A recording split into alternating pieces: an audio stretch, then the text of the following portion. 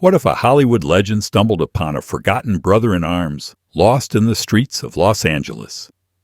A chance encounter reignites a bond forged in war, uncovering a story of loyalty, betrayal, and redemption. The golden hues of the California sunset bathed Los Angeles as Clint Eastwood wrapped up another long day on set. At 93, most would have called it a day, but not Clint. That had never been his way, not in his youth as a swimming instructor at Fort Ord, nor during the Korean War, where he first learned what it meant to serve something greater than himself. As he cruised down Sunset Boulevard, a figure caught his attention. Not just any homeless man, but one with an undeniable air of discipline, his weathered hands gripping a tattered military duffel bag. There was something eerily familiar about him. Clint had seen countless faces in his lifetime, but this one struck a chord deep in his memory. Then, the man turned slightly and Clint's breath hitched. Beneath the overgrown beard and lines of hardship were the unmistakable features of Jim Morrison, not the rock star, but the fearless stunt coordinator who had once brought Clint's westerns to life in the 70s. Jim, a Vietnam veteran, had always lived by the words, "Fear is just God's way of keeping good men alert." But now, the man before Clint was different. His eyes held a weight they never had before. When he recognized Clint, there was no joy, only shame. "Mr. Eastwood," Jim said, trying to straighten up despite his circumstances. "You shouldn't see me like this, sir." "Cut the zer, Jim," Clint replied, his voice steady with the same quiet authority it held decades ago. "What happened to you?" Jim's next words sent a chill through Clint's spine. "They made sure I lost everything when I tried to tell the truth. They thought they could silence me, but they don't know what they're up against." The sun had fully set now, casting long shadows over the pavement. But the darkness in Jim's eyes spoke of something far deeper. And Clint Eastwood was about to step into that darkness to bring the truth to light. Sometimes, the greatest betrayals come not from enemies on the battlefield, but from those who claim to be allies. When Clint Eastwood sat across from his old friend in a dimly lit diner, he had no idea that the story Jim was about to tell would expose a dark truth lurking beneath the glossy promises of patriotism.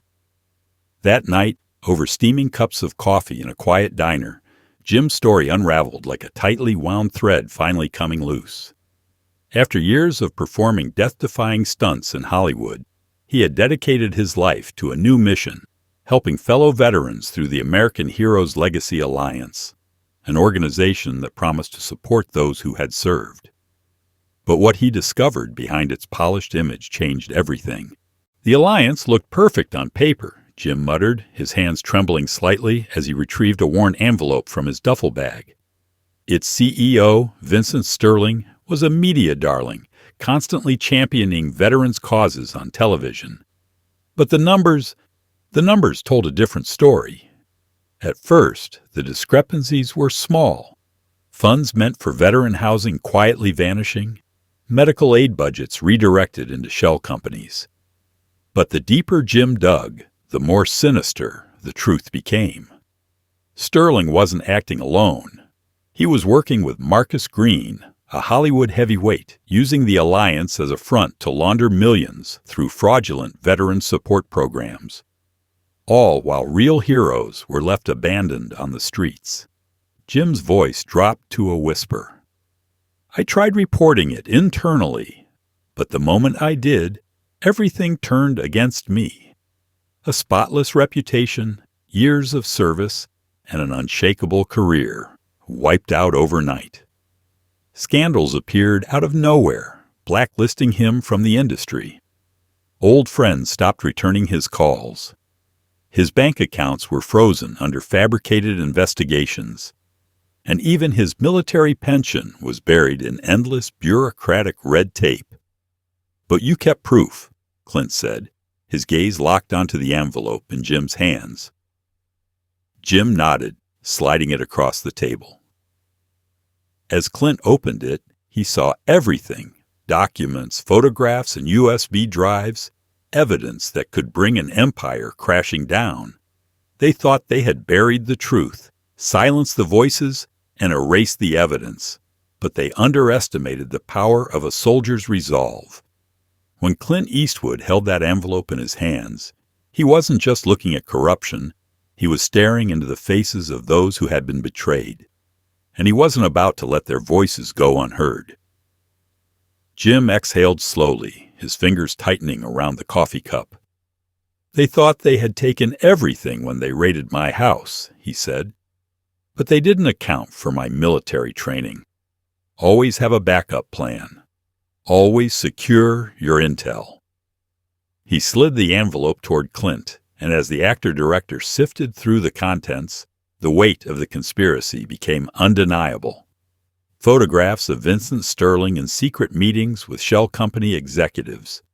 Internal memos detailing the siphoning of veteran support funds. But what stopped Clint cold was a list, names of veterans who had tried to expose the truth before Jim. Each one had been systematically discredited, ruined, or erased from public life. "Sterling has everyone fooled," Jim muttered, his voice carrying both exhaustion and fury. "He shows up to veteran events in his $1,000 suits, shakes hands, makes empty promises. Meanwhile, the real money is funneled into Marcus Green's production company, laundering millions while real heroes sleep in their cars." Jim's voice faltered, and for the first time, the battle-hardened veteran looked away. When he turned back, his eyes shone with unshed tears, but beneath the emotion burned a fierce determination. "You know what's worse than being homeless, Clint?" His voice was hoarse. "Watching your brothers suffer while the vultures profit from their pain. I lost everything trying to expose them, but I'd do it again. Some things are worth losing everything for." Clint's jaw tightened as he flipped through the damning evidence. The same unshakable sense of duty that had driven him as a soldier stirred deep within him. But before he could speak, his phone buzzed with a message from an unknown number. "Mr. Eastwood, you're a respected man. Don't let an unstable veteran ruin your reputation. Some stories are better left untold." Clint Eastwood had faced many threats in his lifetime, but this one felt different. This wasn't about films, awards, or Hollywood politics. This was about something far deeper, the sacred bond between those who serve. His first call was to Sarah Martinez, an investigative journalist he'd met at a film premiere. Unlike most modern reporters chasing viral headlines, Sarah was old school, driven by truth, not trends. When Clint laid Jim's evidence before her, he saw a familiar fire ignite in her eyes. "This isn't just about money," Sarah said, spreading the documents across her desk. "These shell companies are connected to at least 3 other so-called veteran support organizations. If Jim's right, we're looking at a massive, coordinated exploitation scheme." But the moment Clint started asking questions, the pushback was immediate. His agent called first. "The studio's nervous, Clint. This could affect distribution deals. Maybe it's better to let sleeping dogs lie." Then came a meeting with studio executives. The conference room was cold despite the California heat. Marcus Green wasn't there, but his presence loomed over the conversation. "Think about your legacy," one executive urged, his concern sounding more rehearsed than genuine. "Do you really want your last big headline to be about chasing conspiracy theories?" Clint's response was pure Eastwood. They thought they could control the narrative, manipulate the system, and silence the truth. But they forgot one thing. Real heroes don't fade away. They fight back. And tonight, under the blinding lights of Hollywood's cameras, the reckoning had begun.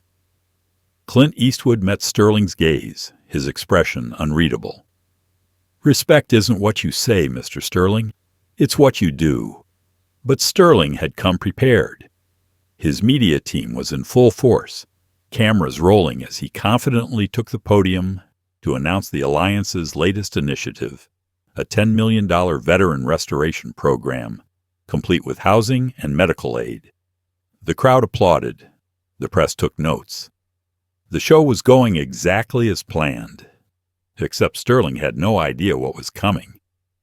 Unbeknownst to him, Jim had spent the last week reaching out to fellow veterans, using old military networks to spread the truth. And now, as Sterling spoke, they began to arrive. Dozens of them. They didn't shout. They didn't disrupt. They simply stood silently at the back of the room, each wearing their service caps, each carrying folders filled with damning evidence. The first crack in Sterling's carefully constructed performance came when Sarah Martinez raised her hand. "Mr. Sterling, can you comment on the case of John Baker, the former Marine who was denied housing assistance last year?" Sterling hesitated for half a beat before regaining his composure. "We help thousands of veterans every year. I can't speak to every individual case. But Sarah wasn't alone. Other reporters followed, each armed with details of veterans who had been wronged, names, dates, dollar amounts that had vanished into thin air."